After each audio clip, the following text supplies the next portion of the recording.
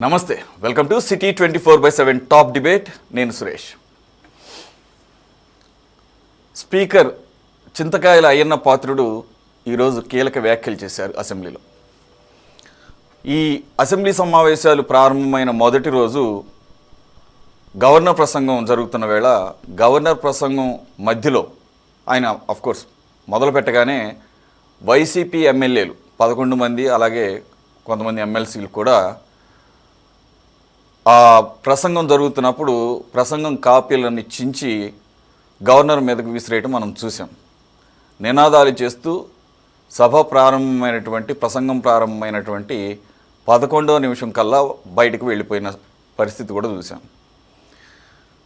అయితే అయ్యన్న పాత్రుడు గారు మరి ఇప్పుడు ఎందుకని ఈ రకమైన కీలక వ్యాఖ్యలు చేశారు, ఏమని చేశారు? ఆ రోజు సభలో జరిగిన పరిణామాలు తనను తీవ్రంగా కలిచివేసాయని.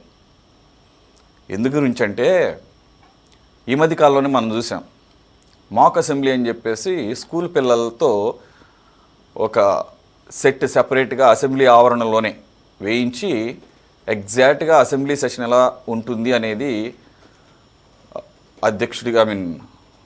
సభాధ్యక్షుడి పాత్రలో, అలాగే ముఖ్యమంత్రి పాత్రలో, మంత్రుల పాత్రలో, అలాగే ఎమ్మెల్యేలుగా పిల్లలను కూర్చోబెట్టి ఒక మాక్ అసెంబ్లీని మనం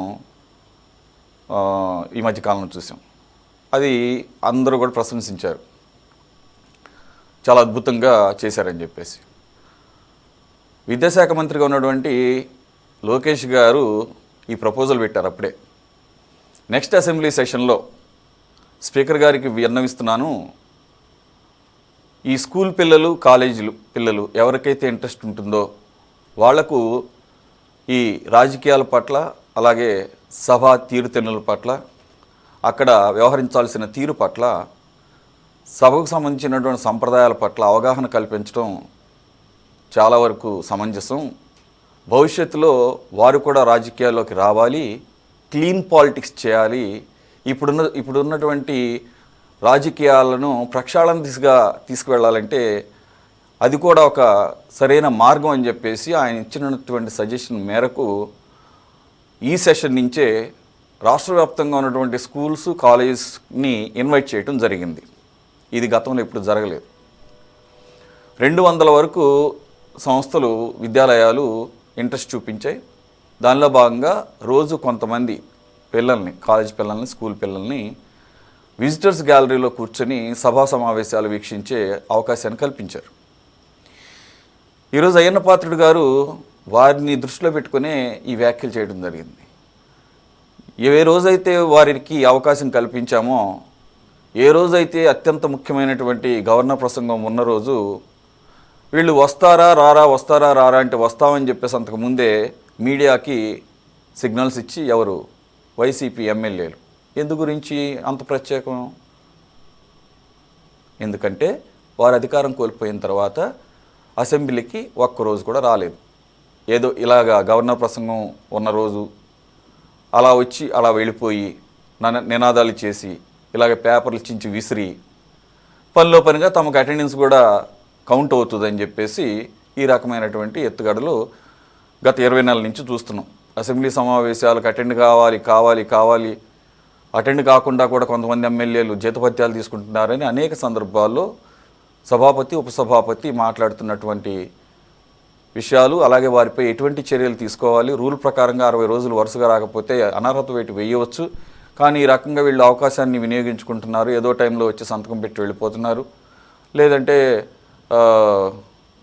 ఈ రకంగా గవర్నర్ ప్రసంగం ఉన్న రోజు ఉండటం, మళ్ళీ వెళ్ళిపోవటం, మిగిలిన సెషన్ అంతా కూడా రాకుండా ఉండటం. ఈ పరిస్థితుల్లో వాళ్ళు వస్తామన్నారు, వచ్చారు వైసీపీ ఎమ్మెల్యేలు. 11వ తారీఖు 11 మంది ఎమ్మెల్యేలు 11 నిమిషాల నుండి బయటకు వెళ్ళిపోయారు.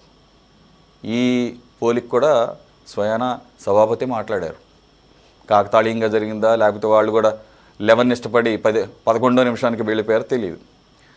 సరే, వాళ్ళు ఎప్పుడు వెళ్ళిపోయినా కానీ పక్కన పెడితే నినాదాలు కూడా చేయొచ్చు, తప్పేం కాదు, ఇదే మొదటిసారి కాదు.